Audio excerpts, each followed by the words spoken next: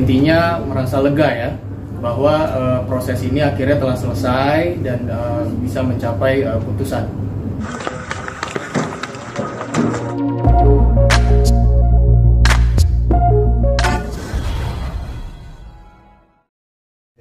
Rasis lagi siap-siap. Yuk, foto dulu sini. Nah, itu baru mulai foto. Bang, foto dulu bang. Masya Allah. Sekarang dulu kecil bang. Ayo, yuk. Ya, Bang, silakan Bang.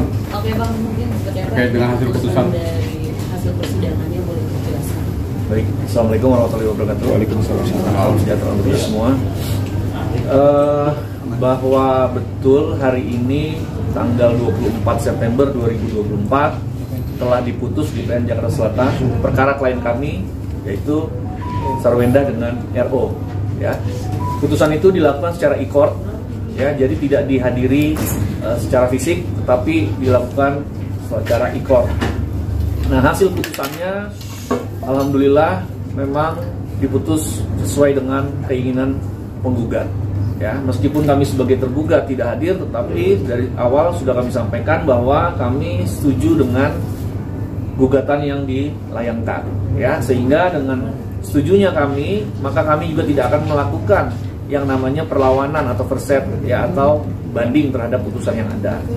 Jadi kami terima nanti setelah 7 hari kekuatan itu kan berkekuatan hukum tetap. Ya, dengan berkekuatan hukum tetap maka sudah sah bahwa klien kami dan kliennya Bang Inola sudah tidak lagi memiliki hubungan suami istri. Ya, oke teman-teman, itu aja. Ada yang mau ditanya?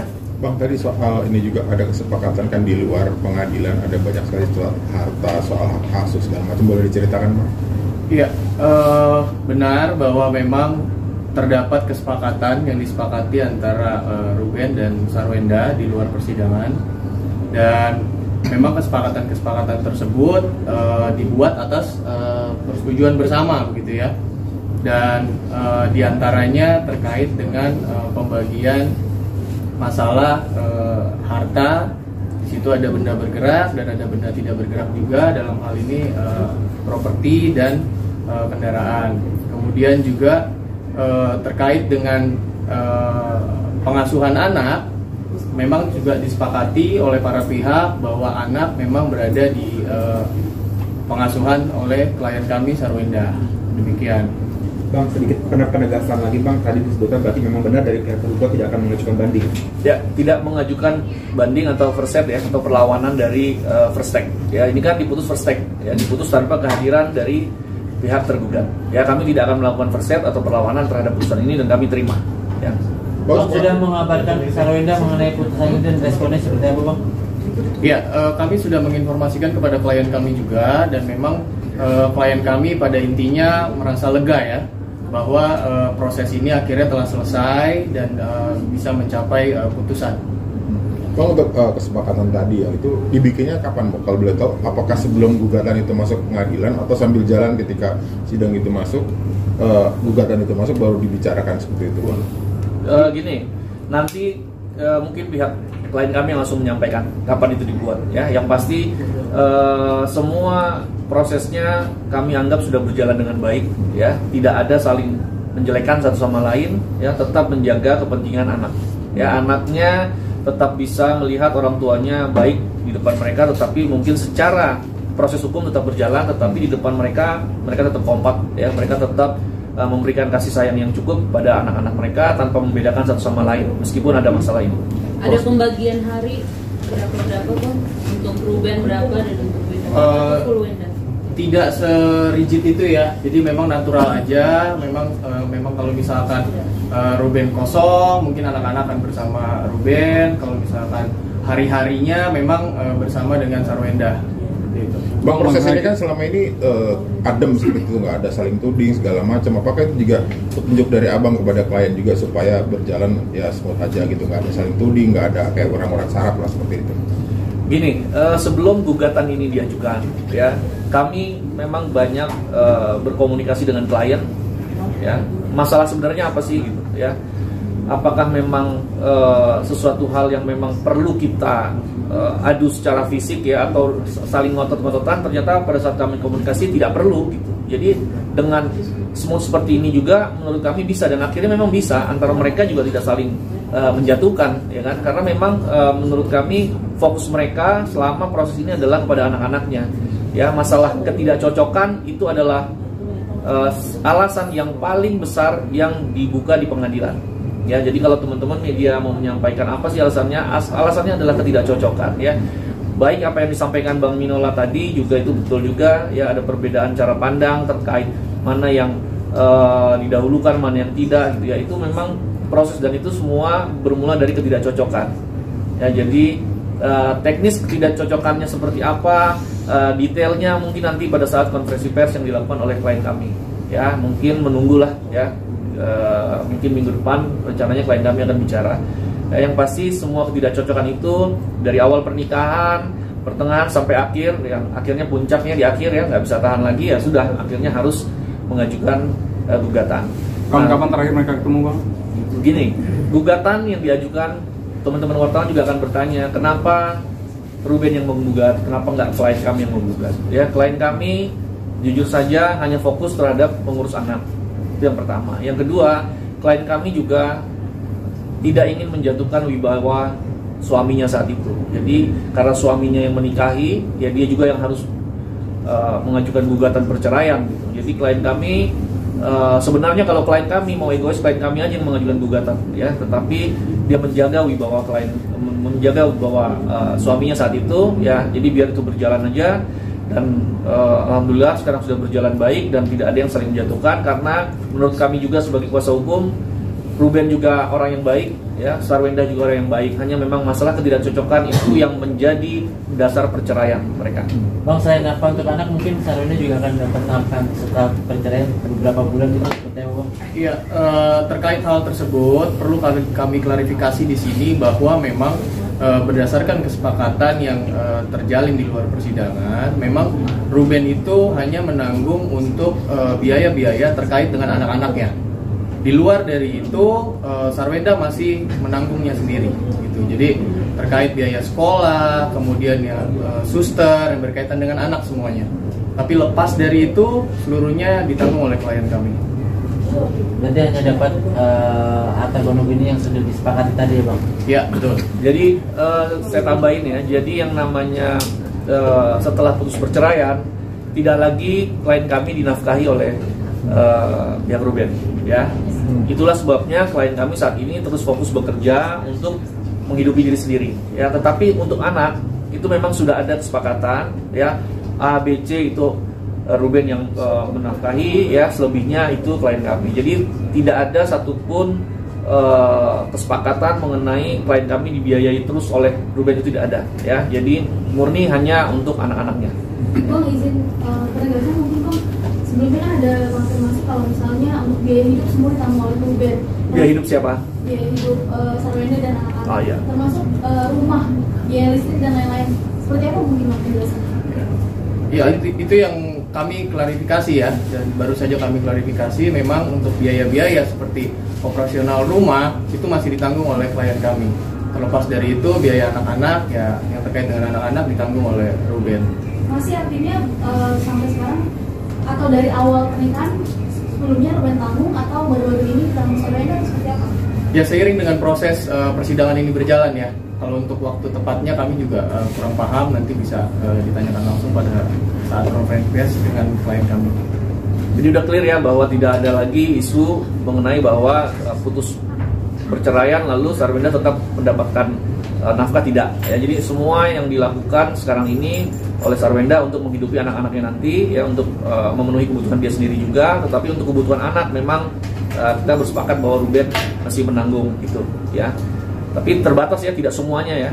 Yang tadi disampaikan partner saya bahwa memang sebagian Ruben, sebagian Wenda. Jadi isu yang sempat ada tadi bahwa dia menerima juga biaya hidup setelah putus, itu tidak benar, ya. Listrik kok gimana? Masih Sarwenda. Ya, untuk di rumah itu sebenarnya Sarwenda, ya. Jadi nanti mungkin bisa ditanya langsung kalau pada saat dia konferensi pers lah, ya. Tapi intinya tidak semua dibiayai oleh Ruben. Untuk anak ada nominalnya Bang, berapa juta sebulan atau gimana?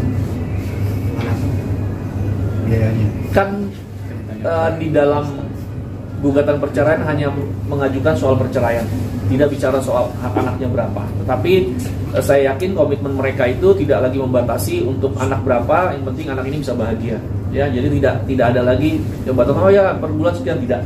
Ya, saya pikir Ruben juga orang yang baik, tidak akan membiarkan apabila memang ada kekurangan terhadap anak-anaknya. Begitupun Sarwenda juga.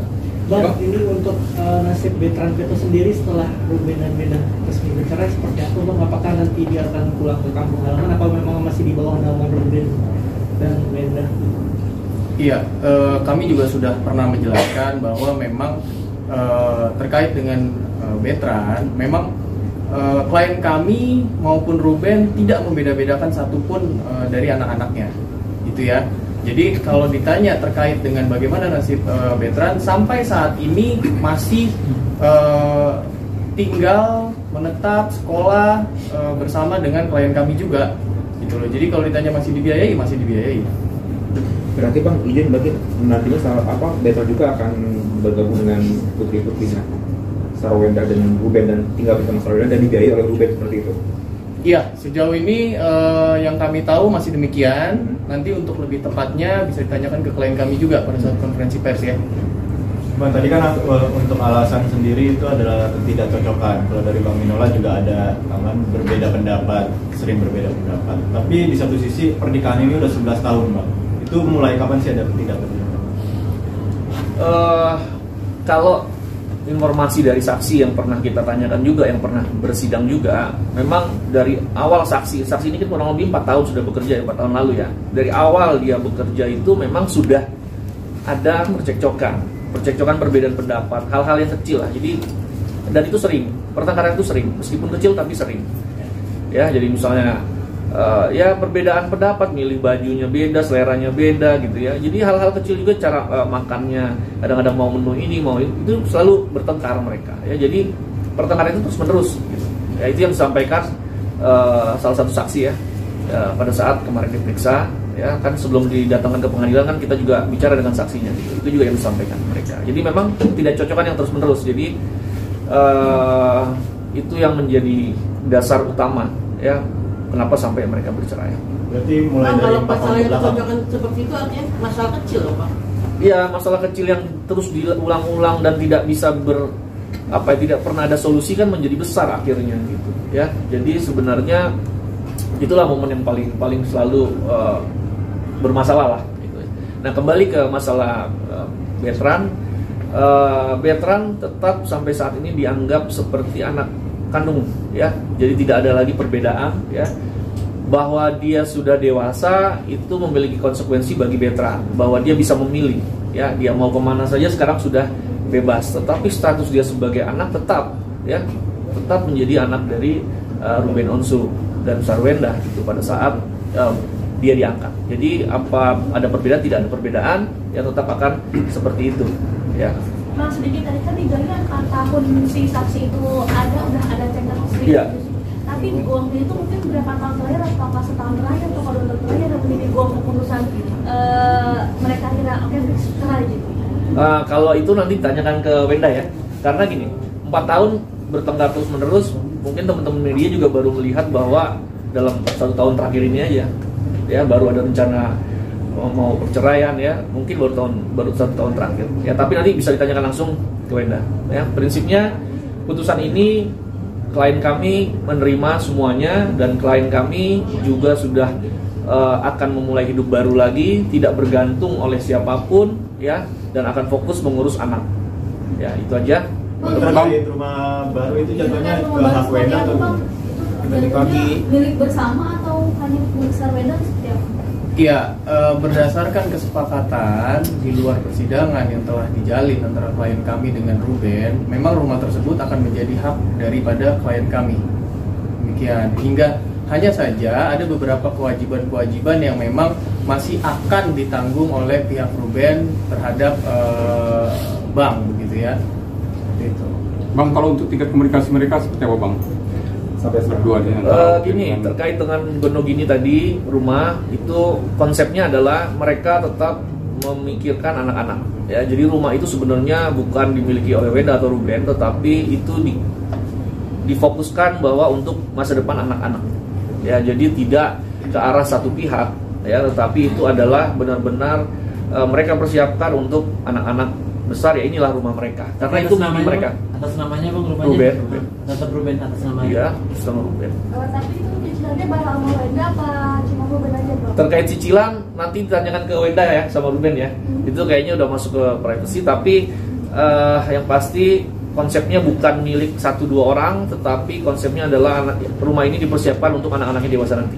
Bang, rumah ini dibuat setelah memang ada perselisihan atau memang sebelumnya sudah disiapkan untuk masa depan, tapi di pertengahan jalan terjadi cekcok atau seperti apa bang? Ya kalau dari awal sebelum dibangun rumah udah cekcok, nggak mungkin mau bangun rumah gitu ya. Sebenarnya untuk gong perceraian kan, ya kalau percekcokan mungkin aja, tapi gong perceraian nggak mungkin pada saat dia sebelum bangun rumah udah ada gong perceraian tetap dia bangun kan nggak mungkin gitu. Jadi gong perceraian ya mungkin di ujung-ujung lah ya. Bang, berarti pas saat cerai ini siapa yang akan pindah keluar rumah bang? Apa Ruben atau si Sarwenda? Kalau dari cerita saksi sih Ruben ya. Kalau dari cerita saksi ya, tapi sekali lagi itu tidak saya tidak mau membuat siapa yang salah siapa yang benar ya. Dari awal saya selalu bilang dan saya tegaskan kepada klien kami bahwa persoalan ini jangan sampai membuat anak-anak tidak bahagia.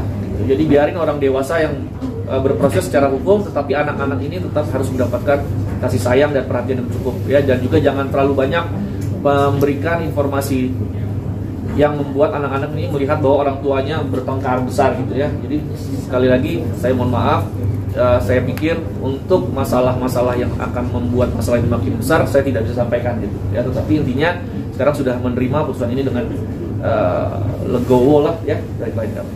Bang, keputusan kan udah